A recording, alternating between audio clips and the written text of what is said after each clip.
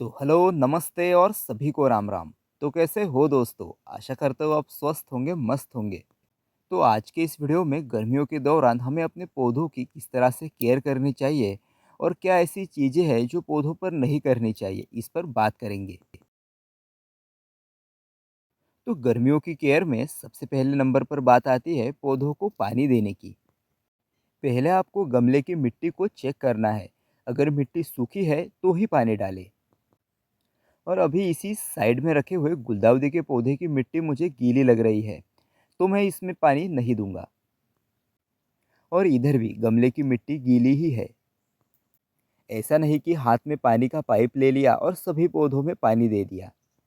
सभी पौधों की पानी को सोखने की रिक्वायरमेंट अलग अलग होती है और हमें उसी बात का ध्यान रखकर पौधों में पानी देना होता है। गर्मियों के दिनों में दूसरे नंबर पर सबसे ज़रूरी बात आती है पौधों की मिट्टी पर मल्चिंग करना। अब ये मल्चिंग यहाँ पर दो तीन तरीके से की जा सकती है।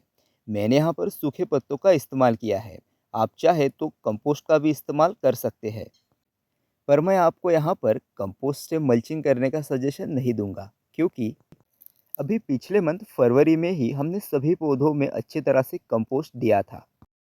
तो अभी मल्चिंग के रूप में भी फिर से कंपोस्ट देने की कोई ज़रूरत नहीं। इससे अच्छा आप सूखे पत्तों की मल्चिंग करें। साथ साथ सूखे पत्ते डिकम्पोस्ट होते जाएंगे और उसका न्यूट्रिशंस पौधों तक पहुंचेगा। और वैसे भी हम गर्मियों के दौरान पौधों को कोई फर्टिलाइज़र नहीं देते, तो ये धीरे धीरे डिकम्पोस्ट हो रही पत्तियां ही पौधों तक न्यूट्रिशन को पहुंचाएगी। नहीं तो आप यह दूसरा तरीका भी अपना सकते हैं।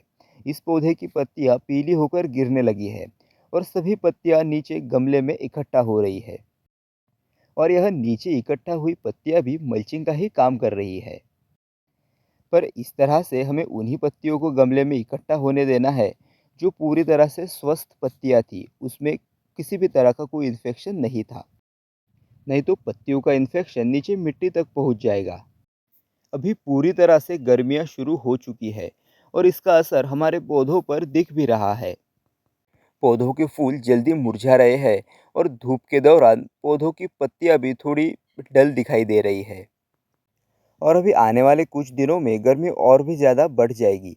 इसलिए पौधों को तेज़ धूप से बचाने के लिए हमें पौधों को किसी शेड में या फिर ग्रीन नेट का इस्तेमाल करना होगा, जिससे हमारे पौधे तेज़ धूप से बचे रहेंगे। वैसे आप अगर ग्रीन नेट नहीं लगाते तो आपको पौधों के लिए ऐसी जगह को चुनना होगा जहाँ पर सुबह या फिर शाम की ही धूप आए और दोपहर में पौधों पर पूरी छांव बनी रहे। जिन पौधों की हमने रिपोर्टिंग और प्रूनिंग की है, उन सभी पौधों पर अच्छी ग्रोथ भी हो रही है। पौधों की नई निकलने वाली ग्रोथ तेज धूप को सह नहीं पाती और जलने लगती है। और इसीलिए ऐसे पौधों का हमें और कुछ दिनों तक ध्यान रखना होता है। गर्मियों के दौरान अगर पौधों की अच्छे से केयर हो रही है, तो हमें गर्मियों में भी पौधों पर अच्छी ग्रोथ देखने को मिलती है। क्योंकि गर्मियों का सीज़न कोई ऐसा नहीं कि किसी पौधे का डोरमेंट पीरियड हो। चाहे इंडोर प्लांट हो या फूलों वाले पौधे हो, सभी पौधे गर्मियों के दौरान ग्रोथ करते हैं। अगर आपके यहाँ उतनी तेज अभी धूप नहीं हो रही है, तो आप अभी भी किसी पौधे की अगर रिपोर्टिंग करना बाकी है तो आप कर सकते हैं। अभी मार्च 15 या 20 तक भी आप पौधों की रिपोर्टिंग और प्रूनिंग कर सकते हैं। सिर्फ अभी इस समय आप हार्ड प्रूनिंग को अवॉइड कीजिए। इस देसी गुलाब के पौधे पर ही हमने थोड़ी लेट प्रूनिंग की थी, इसलिए पौधों पर अभी भी बहुत कम न्यू ग्रोथ हमें देखने को मिल रही है। अभी इस समय पौधों के ऊपर अच्छी ग्रोथ के लिए हमें ज़्यादा से ज़्यादा ऑर्गेनिक फर्टिलाइज़र का ही इस्तेमाल करना है।